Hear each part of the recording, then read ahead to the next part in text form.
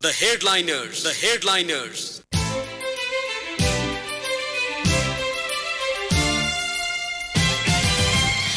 नमस्कार श्रोता, रेडियो कान्तिपुरको प्रभातकालीन नियमित कार्यक्रम द हेडलाइनर्समा यहाँलाई स्वागत छ। कार्यक्रम लिएर आज म प्रकाश पाठक उपस्थित भएको छु। समसामयिक विषयमा छलफल गरिने यो कार्यक्रम साताको 6 दिन यसै समयमा आधा घण्टासम्म प्रसारण हुने गर्दछ।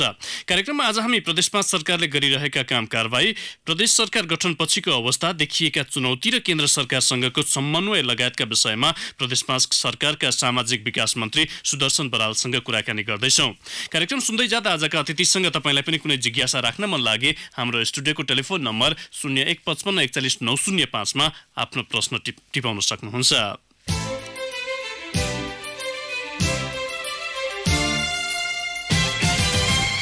केन्द्र र प्रदेश सरकार बीच विभिन्न क्षेत्रमा देखिएका अस्पष्टताले प्रदेश सरकारको काम कारबाही प्रभावित बन्दै आएका छन्। विशेष गरी केन्द्रले प्रदेशमा आवश्यक कर्मचारी नपठाउँदा त्यसको प्रत्यक्ष प्रभाव प्रदेश सरकारको काममा देखिन थालेका छन्।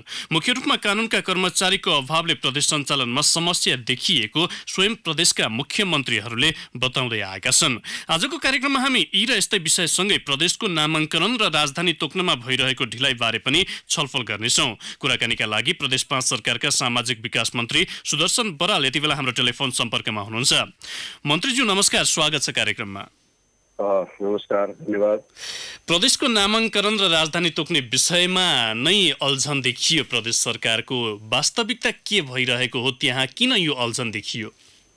होइन, कुनै अल्झन भएको छैन। अहिले प्रदेश सभाबाट राजधानी र नामाकरणका लागि प्रदेश सभाका सदस्यहरूको 15 सदस्यीय कार्यदल निर्माण भइसकेको छ र यो कार्यदलले जनस्तरबाट, राजनीतिक दलहरूबाट, बुद्धिजीवीहरू, समाजसेवीहरूको बीचबाट सुझावहरू सङ्कलन गर्ने, त्यसको विश्लेषण गर्ने काम गरिरहेको छ। काम अगाडि बढिसकेको छ र यसले आफ्नो तोकिएको म्यादभित्र आफ्ना सुझावहरू प्रस्तुत गरिसक्नेछ। त्यसो भएको हुनाले अब राजधानी र प्रदेशको नामाकरणको विषय अगाडि बढिसकेको छ।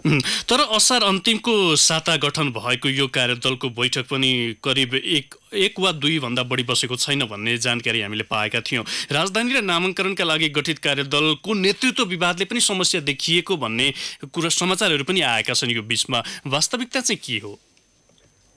नेतृत्वको बारेमा भन्दा पनि नेतृत्वको त्यस्तो छुट्टै केही व्यवस्था छैन। संयोजन गर्ने हिसाबले कसले गर्दा उपयुक्त हुन्छ भन्ने बारेमा अब केही मनोविज्ञानहरू चाहिँ संयोजन गर्ने संयोजकको नियुक्तिसँगै त्यसले नामाकरण र चाहिँ राजधानीको स्थान तोक्नेमा कुनै प्रभाव पार्छ कि भन्ने केही त्यस्तो प्रतिबिम्बित भएको देखिन्छ। त्यसबाहेक त्यस्तो खास ठुलो विवाद छैन र बैठक भन्दा पनि यसमा रहेका सदस्यहरूद्वारा विभिन्न क्षेत्रका जानकार मान्छेहरूसँग, यसका सरोकारवालाहरूसँग, विभिन्न राजनीतिक दलका नेताहरूसँग गर्ने अन्तर्क्रिया हो। त्यसलाई जनस्तरमा र राजनीतिक दलको नेताहरूको स्तरमा गर्ने अन्तर्क्रिया, सुझाव लिने काम चाहिँ अगाडि बढाइरहेको छ।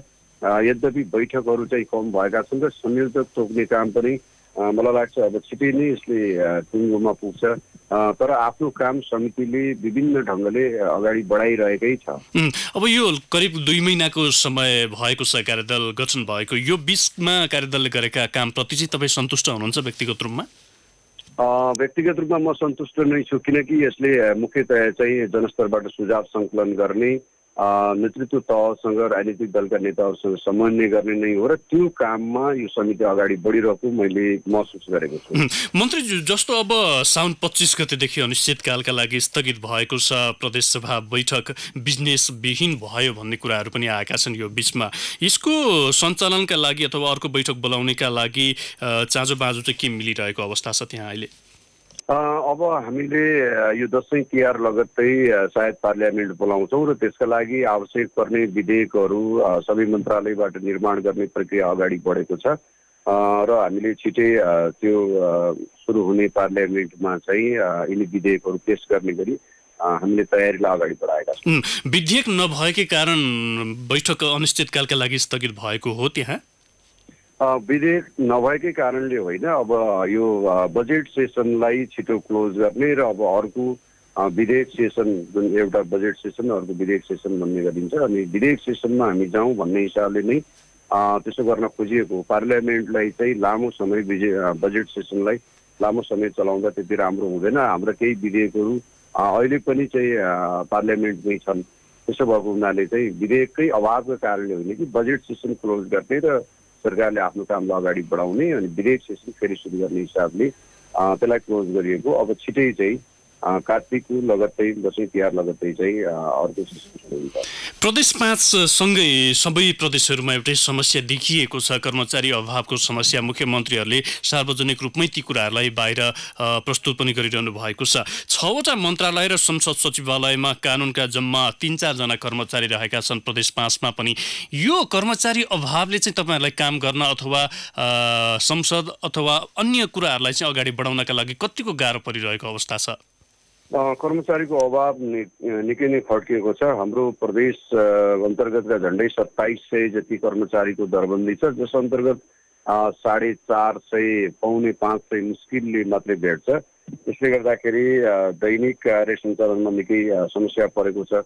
जहाँसम्म कानुन अधिकृतहरूको समस्या भन्ने कुरा राख्नुभएको छ, हामीलाई कानुन अधिकृतको समस्या त छँदैछ। त्योभन्दा पनि ठुलो समस्या भनेको पहिलो पटक केन्द्रले निर्माण गर्नुपर्ने कानुनहरू निर्माण नगरेको कारणले त्यस मातहत बनाउनु पर्ने प्रदेशका कानुनहरू निर्माण गर्नुपर्नेमा हामीलाई समस्या भएको छ र हामीले केन्द्रलाई एउटा कर्मचारीको छिटोभन्दा छिटो आपूर्ति गर्ने र दोस्रो केन्द्रले निर्माण गर्नुपर्ने कानुनहरू छिटो निर्माण गर्नका लागि चाहिँ हामीले ताकेता गरिरहेका छौँ, समन्वय गरिरहेका छौँ। अब माग यता जम्मा 13वटा कानुन पास भइसकेको अवस्था छ प्रदेश सभाबाट। आवश्यक अन्य केही विधेयक तयार पार्न नसकिएको अवस्था पनि देखिएको छ त्यहाँ। यो कर्मचारीहरूको अभावसँगै यो कानुनका कर्मचारीको आवश्यक दरबन्दी चाहिँ मिलान गर्न नसक्दा यो समस्या देखिएको हो अथवा यसलाई अर्कै हिसाबले हेर्नु भएको छ तपाईले? हामीलाई कानुनको कर्मचारीको अभाव त छँदैछ, तर त्योभन्दा पनि ठुलो समस्या जस्तो कानुनकै विषय चाहिँ कानुनकैसँग सम्बन्धित जनशक्ति चाहिँ हामीले हायर गरेर पनि लिन सक्ने अवस्था छँदैछ, व्यवस्था छँदैछ। त्यो ठुलो समस्या चाहिँ केन्द्रले निर्माण गर्नुपर्ने कानुनहरू जुन कानुन चाहिँ केन्द्रले निर्माण गरिसकेपछि त्यसले प्रदेशलाई अधिकार प्रत्यायोजन गर्नुपर्ने हुन्छ, स्थानीय तहलाई प्रत्यायोजन गर्नुपर्ने हुन्छ। त्योसँग सम्बन्धित कानुनहरू निर्माण नभएको कारणले प्रदेशले अगाडि ती कानुनहरू निर्माण गर्दा पछि केन्द्रले निर्माण गर्ने कानुनसँग बाजिने सम्भावना भएको हुनाले त्यहाँनिर चाहिँ हामीलाई धेरै अप्ठ्यारो परेको छ र हामीले छिटोभन्दा छिटो आवश्यक पर्ने कानुनहरू निर्माण गर्नलाई चाहिँ केन्द्रलाई अनुरोध गरिरहेका छौँ। मन्त्रीज्यू, अब जनताहरूमा एउटा नैराश्यता पनि देखिएको छ, सङ्घीयतामा मुलुक गएको छ तर त्यसको अनुभूति हामीले गर्न सकेनौँ भनेर भनिरहेको अवस्था छ। यो अवस्था सृजना हुनमा प्रदेश सरकारसँगै केन्द्र सरकार पनि जिम्मेवार त छ, तर यो अहिलेको अवस्थालाई चिर्नका लागि प्रदेश सरकारले गर्नुपर्ने काम कर्तव्य चाहिँ के देख्नु भएको छ तपाईँले पछिल्लो समय? अब यो यावत समस्याहरू त एकतिर रहेका छन्, यसलाई थाती राख्दा प्रदेश सरकारले त्यो अनुभूति गराउन नसके हो अथवा त्यसमा केही कमी कमजोरी भएका हुन्? पहिलो कुरा चाहिँ प्रदेश सरकार नेपालको इतिहासकै पहिलो नयाँ संरचना भएका कारणले यसको अनुभवजन्य समस्याहरू छँदैछन्। दोस्रो कुरा, नयाँ संरचना हुनुको बाध्यात्मक परिणाम चाहिँ यसका सबै नयाँ कार्यक्रमहरू सबै कार्यक्रमहरूलाई नयाँ ढङ्गले सेटअप गर्नुपर्ने, कार्यालयहरू नयाँ ढङ्गले सेटअप गर्नुपर्ने, आफ्नै प्रदेश सरकार आफ्नै व्यवस्थापनका लागि टाइम लिने एउटा कोर्स लिने भएका कारणले पनि यसले तत्काल परिणाम वा प्रभाव देखाउन नसकेको अवस्था छ। यसका बावजुद पनि हामीले प्रदेशमा तपाईँले उठाए जस्तो सङ्घीयता सम्बन्धी मान्छेहरूलाई निराश नहुन दिनका लागि हामीले प्रदेशको स्थानीय तहलाई समन्वय गर्न र एउटा एकरूपतामा लैजानका लागि अस्ति भर्खर मात्रै हामीले समन्वय परिषदको बैठक बोलाएका थियौँ। 2 दिनसम्मको 109 तहसँगको घनीभूत अन्तर्क्रिया र छलफलपछि हामीले प्रदेशलाई सिङ्गो प्रदेशलाई अगाडि बढाउनका लागि एउटा 21 बुँदे प्रतिबद्धता पनि सार्वजनिक गरेका छौँ, जस अन्तर्गत हाम्रा स्थानीय तहहरूलाई एकरूपतामा लैजान, हाम्रो यो प्रदेशको विकास निर्माणलाई एकरूपतामा अगाडि लैजान, कानुनहरूलाई चाहिँ एकरूपतामा लैजानका लागि र प्लानिङलाई पनि एउटा एकरूपतामा लैजानका लागि एउटा रणनैतिक प्लानबाट प्रदेशलाई अगाडि बढाउनका लागि हामीले स्थानीय तहलाई गर्नुपर्ने संयोजन, स्थानीय तहलाई हामीले गर्नुपर्ने सपोर्ट, प्रदेश सरकारले गर्नुपर्ने सपोर्ट, स्थानीय तहका समस्याहरूलाई गर्नुपर्ने सम्बोधन र स्वयं प्रदेश सरकारले यो वर्षभरिलाई चाहिँ प्लानिङ इयर भनेर हामीले चाहिँ योजना निर्माणको वर्ष भनेका छौँ र हामी स्थानीय तहसम्मै पुगेर प्रदेश सरकारको तर्फबाट योजना निर्माण गर्ने रणनीतिक योजना निर्माण गर्ने कार्यक्रम अगाडि बढाएका छौँ र हामीलाई अहिले केन्द्रबाट जे जति बजेट प्राप्त छ त्यो बजेटको सही ढङ्गले कार्यान्वयन गर्ने र असारभन्दा अगाडि नै यो बजेटको पूर्ण कार्यान्वयनमा लैजाने र एउटा परिणाम निकाल्ने गरी हामी अगाडि बढ्दैछौँ। यसरी हामीले चाहिँ प्रदेश सरकारको अनुभूति, सङ्घीयताको अनुभूति जनतालाई दिने प्रदेश सरकारको प्रयत्न छ र मलाई विश्वास छ हामी यसमा सफल हुन्छौँ। मन्त्रीज्यू, सङ्गठन संरचना बन्न नसक्दा बजेट कार्यान्वयनमा ढिलाइ भइरहेको अवस्था पनि छ अहिले प्रदेश तहमा। यो बजेट कार्यान्वयनमा नजाँदा पनि जनतामा त्यो अनुभूत भएको अवस्था हो? हो, त्यस कारणले नै हामीले केन्द्र सरकारलाई छिटो कर्मचारीको ताकेता गरिरहेका छौँ र सँगसँगै हामीले के तयारी गर्दैछौँ भने यदि केन्द्रीय तहबाट आउनुपर्ने कर्मचारीहरू आउन ढिलाइ भयो भने पनि बजेट कार्यान्वयनका लागि परियोजनाका मोडेलहरू कन्सल्टेन्सी हायर गरेर जसरी भए पनि हामी यो वर्षको बजेट कार्यान्वयन गर्ने मोडालिटी चाहिँ हामी सबै मन्त्रालयको तर्फबाट तयार गर्दैछौँ। अब यो केन्द्र र प्रदेश सरकार बीच जुन समन्वयको अभाव देखिएको छ, मुख्यमन्त्रीहरूले केही समय अगाडि पोखरामा एउटा छलफल गरेर अन्तर प्रदेश परिषदको बैठकमा चाहिँ राजधानी आउनु भएको थियो, तर त्यो तत्काल स्थगित भएको अवस्था पनि थियो। कुरा उठाउने अवस्था पनि देखिएको छैन, कुरा राख्ने ठाउँ पनि पाउनु भएको छैन। यावत समस्याले चाहिँ भोलि बजेट कार्यान्वयनमा जान नै समस्या पर्ने अवस्था चाहिँ आउने सम्भावना देखिन्छ कि देखिँदैन? बजेट कार्यान्वयनमा आउने समस्या छँदैछ। मैले अगाडि पनि राखेँ, केन्द्र सरकारबाट पठाउनु पर्ने कर्मचारी आउन ढिलाइ हुने कारणले बजेट कार्यान्वयनमा समस्या आउन सक्छ। त्यस कारणले नै मैले अगाडि पनि भने कि हामीले यदि केन्द्रीय सरकारबाट प्राप्त हुनुपर्ने कर्मचारीहरू समयमा उपलब्ध भएन, त्यसका कारणले बजेट कार्यान्वयन नहुने स्थिति नआओस् भन्नका लागि हामीले हाम्रो आफ्नै प्रदेश सरकारको तर्फबाट बजेट कार्यान्वयनका लागि परियोजनाको मोडेल निर्माण गर्ने, कन्सल्टेन्सी हायर गर्ने, टेन्डरबाट लैजाने, कयौँ प्रोग्रामहरूलाई स्थानीय तहलाई चाहिँ सशर्त बजेटको रूपमा हस्तान्तरण गर्ने वा कुनै पनि एउटा मोडालिटीबाट अहिलेको बजेट कार्यान्वयन हुनुपर्छ। केन्द्रबाट कर्मचारी आउन ढिलाइ भएका कारणले वा नआएका कारणले बजेट कार्यान्वयन नहुने स्थिति पैदा हुनु हुँदैन भनेर हामी त्यस अनुसारको तयारी गरिरहेका छौँ। अब प्रदेश सरकारले विभिन्न काम गर्नुपर्ने धेरै कुराहरू देखिएको छ। प्रदेशको नामाङ्करण, राजधानी तोक्ने विषयमा हामीले सुरुमा छलफल गरेका छौँ। अब यो प्रदेशको नामाङ्करण र राजधानी सहमतिकै आधारमा तोकिन्छ अथवा त्यसमा पनि विभिन्न धार देखिएको छ भन्ने समाचारहरू आएका छन् अहिले पछिल्लो समय प्रदेश 5मा। त्यसमा चाहिँ केही मतमतान्तर देखिएर नै यो प्रक्रिया अलिकति लम्बिँदै गएको अवस्था हो? हो, स्वाभाविक रूपमा चाहिँ हाम्रो प्रदेशमा केही मनोविज्ञानहरूले काम गरेको छ, जस्तो कि विगतको चाहिँ एउटा आञ्चलिक मनोविज्ञान छ, लुम्बिनी, राप्ती, भेरी अञ्चलको एउटा मनोविज्ञान छ, त्यस्तै गरी हिमाल पहाड तराईको एउटा मनोविज्ञान छ, त्यसै गरी मगर, थारू, अवध, मुस्लिम, आर्य, खस, ब्राह्मण लगायतको चाहिँ एउटा सामाजिक बनावट, यी सबै कारणले विभिन्न प्रकारको एउटा चाहिँ मनोविज्ञान छ। यसलाई हामीले एउटा विविधताभित्रको एकता भनेका छौँ। यो प्रदेशको एउटा यसलाई पुँजी सम्पत्ति पनि भनेका छौँ। यो मनोविज्ञानलाई विकेन्द्रित हुन नदिनका लागि, यो मनोविज्ञानलाई ठाउँमा ल्याउनका लागि चाहिँ हामी अल्पमत, बहुमत वा विवादास्पद भन्दा पनि समन्वयका आधारमा, छलफलका आधारमा, सहमतिको आधारमा प्रदेशको नामाकरण गर्ने र प्रदेशको राजधानी तोक्दा हामीले सिङ्गो प्रदेशका 12वटा जिल्लालाई एक ठाउँमा ल्याउन सक्छौँ र हामी सँगसँगै जाने, कसैको हार वा कसैको जितको कुरा होइन।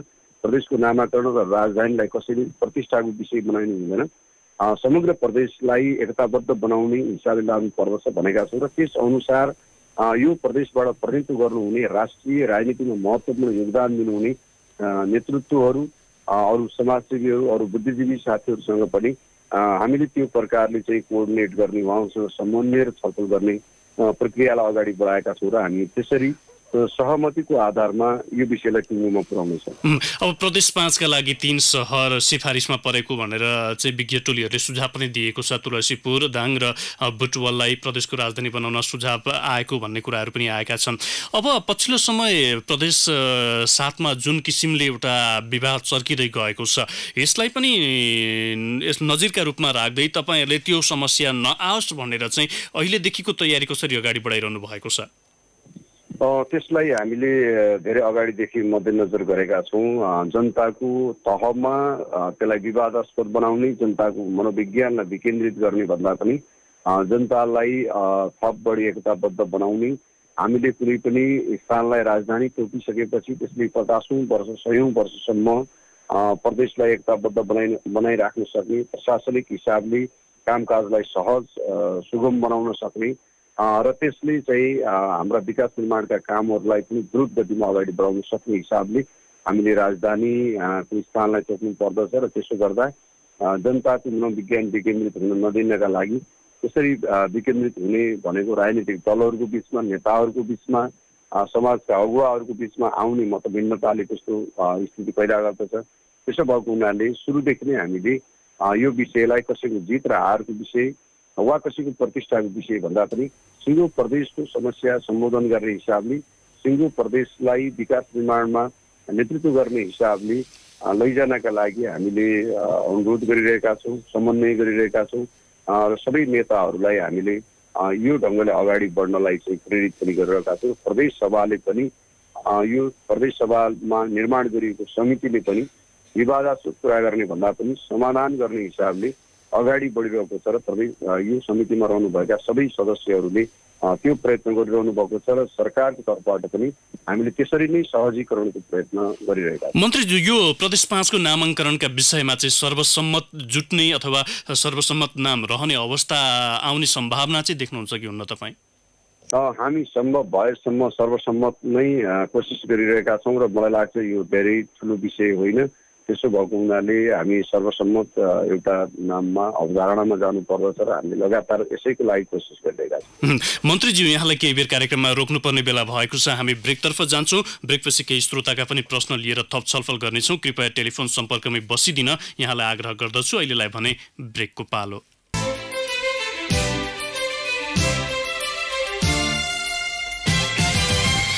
ब्रेकपछि कार्यक्रममा यहाँलाई पुनः स्वागत छ। कार्यक्रममा आज हामी प्रदेश 5 का सामाजिक विकास मन्त्री सुदर्शन बरालसँग कुराकानी गरिरहेका छौँ। मन्त्रीज्यू, यहाँलाई कार्यक्रममा पुनः स्वागत छ। धन्यवाद। हामीलाई धेरै श्रोताले जिज्ञासा टिपाउनु भएको छ, संक्षिप्त जवाबको अपेक्षा गर्छु तपाईँबाट। बलभद्र आचार्यले झापाबाट सोध्नु भएको छ, माधव कुमार नेपालले समेत सरकारको आलोचना गरिरहँदा जनताले प्रदेश र केन्द्र सरकारबाट अपेक्षा गर्ने ठाउँ के नै रहला र भनेर उहाँले अलिकति जिज्ञासा राख्नु भएको छ। हजुर, अब केही समस्याहरू चाहिँ छन्, नभएका होइनन्। त्यसका लागि चाहिँ प्रदेश सरकार, केन्द्र सरकारले आफ्नो तर्फबाट प्रयत्न गरिरहेको छ। स्वाभाविक रूपमा यो 2 तिहाईको सरकार स्थिर सरकार भएको कारणले जनताका अपेक्षाहरू बढी छन्। सो अनुसार हामीले कार्यान्वयनमा लान नसकेको कुरा सत्य हो। त्यो कुरालाई समीक्षा गर्दै सरकारले, केन्द्र सरकारले, प्रदेश सरकारले आफ्ना कमी कमजोरीहरूलाई सच्याउँदै अगाडि बढ्ने प्रयत्न गरिरहेको छ। धरानबाट गोपाल राईले सोध्नु भएको छ, प्रदेश सरकार तलब भत्ता र कार्यकर्ता व्यवस्थापनका लागि मात्र बनाइएको जस्तो देखिएको छ। अहिले जनताले अनुभूत हुने गरी, जनतामा अनुभूत हुने गरी ती कुराहरू प्राप्त भएको अवस्था छैन। सङ्घीयता व्यावहारिक रूपमा कार्यान्वयनमा गए पनि यस्तो अवस्था चाहिँ कहिलेसम्म रहन्छ भनेर उहाँले जिज्ञासा राख्नु भएको छ। प्रदेश सरकारहरूको तलब भत्ता, सवारी, कार्यकर्ता व्यवस्थापनको अवस्था हेर्नुभयो भने, नजिकबाट निहाल्नु भयो भने मलाई लाग्छ तपाईँहरू यो भ्रमबाट मुक्त हुनुहुनेछ।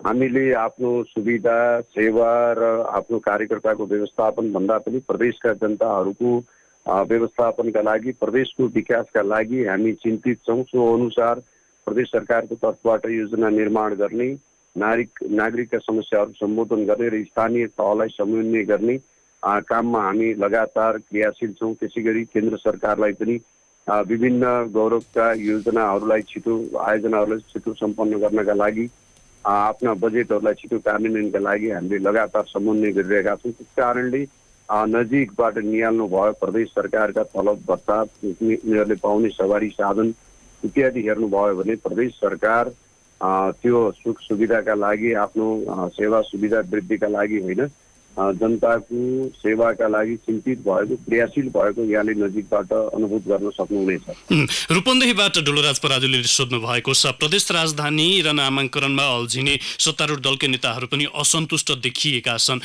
यो कता लान खोजिरहनु भएको छ तपाईँहरूले यो संघीयताको व्यवस्थालाई भनेर उहाँले जिज्ञासा राख्नु भएको छ।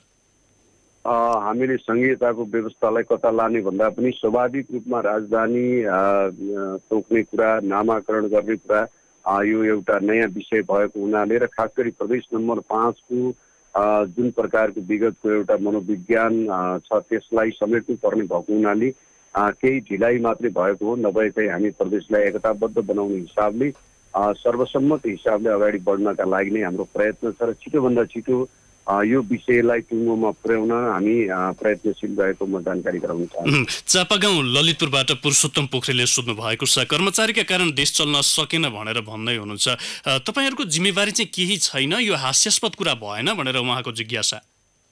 कर्मचारीका कारणले मात्र देश नचलेको होइन कि हामीसँग निजामती सेवामा प्राप्त झन्डै 1,23,000 कर्मचारीलाई सङ्घीय अहिलेको संविधानले के व्यवस्था गरेको छ भने 3 तहमा यो कर्मचारीको व्यवस्थापन गर्नुपर्ने, त्यसबाट बाँकी स्थानीय तहलाई प्रदेशलाई आवश्यक पर्ने कर्मचारी आफै भर्ती गर्न सक्ने प्रावधान छ। त्यसो भएको हुनाले यो कर्मचारीको व्यवस्थापन नगरी नहुने विषय हो।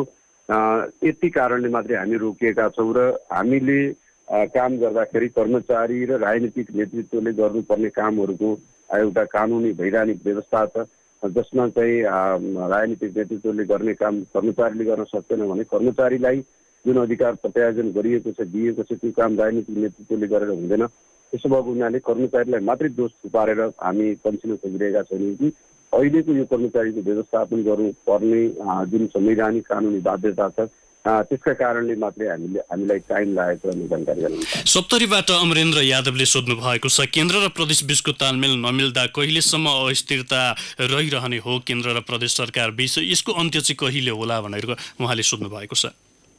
मलाई लाग्छ यसका लागि केन्द्रीय सरकार पनि चिन्तित छ र केन्द्रीय सरकारले पनि प्रयत्न गरिरहेको छ।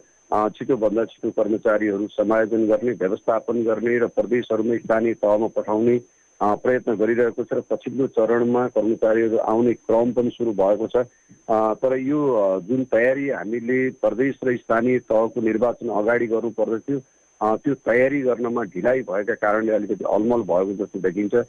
तर मलाई लाग्छ छिटोभन्दा छिटो यो समाधान हुन्छ। विराटनगरबाट बोधप्रसाद पराजुलीले सोध्नु भएको छ, संघीयता हाम्रो मुलुकले थेक्न सक्दैन भन्ने एक थरीको भनाइ पनि रहेको छ। पछिल्लो समय संघीयता कार्यान्वयनमा गइसकेपछिको अवस्था मूल्याङ्कन गर्दा पनि त्यस्तै देखिएको छ।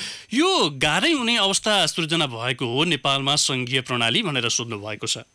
संघीय प्रणाली गाह्रो भएको छैन, बरु पछिल्लो चरणमा एकाध स्थानमा भएका विभिन्न प्रकारका नकारात्मक घटनाहरूको एउटा सामान्यीकरण गर्ने जुन प्रवृत्ति बढेको छ, एउटा स्थानीय तहमा भएका सामान्य घटनालाई जेनरलाइज गरेर सिङ्गो देशभरि यो नै भइरहेको छ, सिङ्गो प्रदेशमा यही भइरहेको छ भन्ने जुन जेनरलाइज गरिएको छ त्यसका कारणले संघीयताप्रति वितृष्णा आउन खोजेको जस्तो देखिन्छ। वास्तवमा संघीयता आइसकेपछि स्थानीय तह कार्यान्वयनमा गइसकेपछि धेरै राम्रा उपलब्धिहरू, धेरै नयाँ प्रयोगहरू भएका छन् जसले जनतालाई उत्साहित बनाएको छ र यो खर्चिलो पनि त्यस्तो भएको छैन।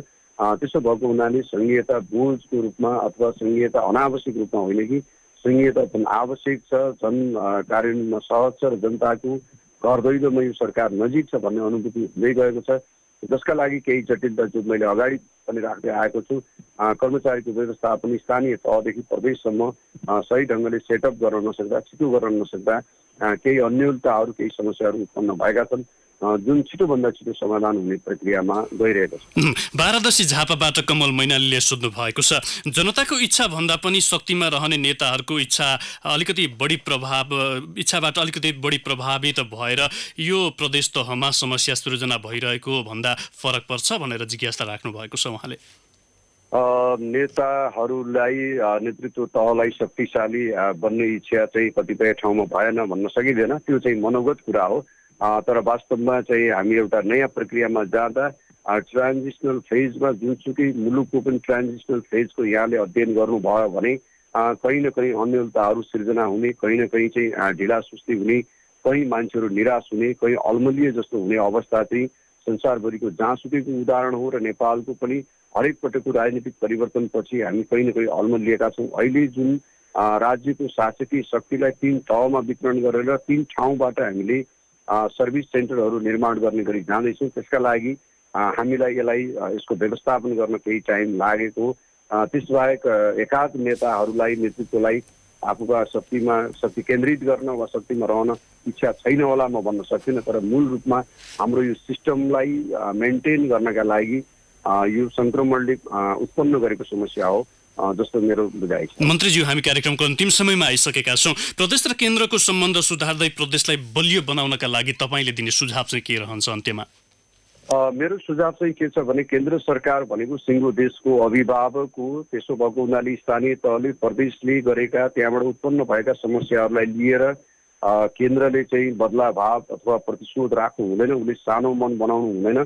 सिङ्गो देशलाई एकताबद्ध बनाउनका लागि र अन्तर्राष्ट्रिय समुदायमा नेपाललाई स्थापित गर्नका लागि केन्द्र सरकारले आफ्नो तर्फबाट पहलकदमी लिन जरुरी छ। उसले विशाल हृदय बनाउन जरुरी छ र सिङ्गो देशलाई नेतृत्व गर्नका लागि त्यो प्रकारको एउटा दूरदृष्टि राख्न जरुरी छ। त्यसो गरेर मात्रै प्रदेश र स्थानीय तहलाई सफल बनाउन सकिन्छ। प्रदेश र स्थानीय तह सफल हुने भनेकै केन्द्र सरकार सफल हुने हो, आफू एक्लै सफल हुन सक्दैन। म यो सुझाव दिन चाहन्छु। हवस् त मन्त्रीज्यू, यहाँको अमूल्य समय र विचारका लागि यहाँलाई धन्यवाद छ। धन्यवाद। हवस् त श्रोता, आजका लागि कार्यक्रमको निर्धारित समय पनि सकिएको छ। कार्यक्रममा आज हामीले प्रदेश 5 का सामाजिक विकास मन्त्री सुदर्शन बरालसँग कुराकानी गर्यौं। कार्यक्रममा प्रश्न टिपाउने र सुनेर साथ दिने तपाईँ सम्पूर्ण श्रोतालाई धेरै धेरै धन्यवाद। भोलि शनिबार हाम्रो कार्यक्रम हुने छैन। फरक प्रसङ्ग र अतिथि लिएर आइतबार पुनः आउनेछौँ। आजको कार्यक्रमबाट न्युज डेस्कका सबै सहकर्मीसँगै प्राविधिक मित्र कृष्ण भण्डारी र रवि श्रेष्ठसँगै म प्रकाश पाठक पनि बिदा हुन्छु। नमस्कार।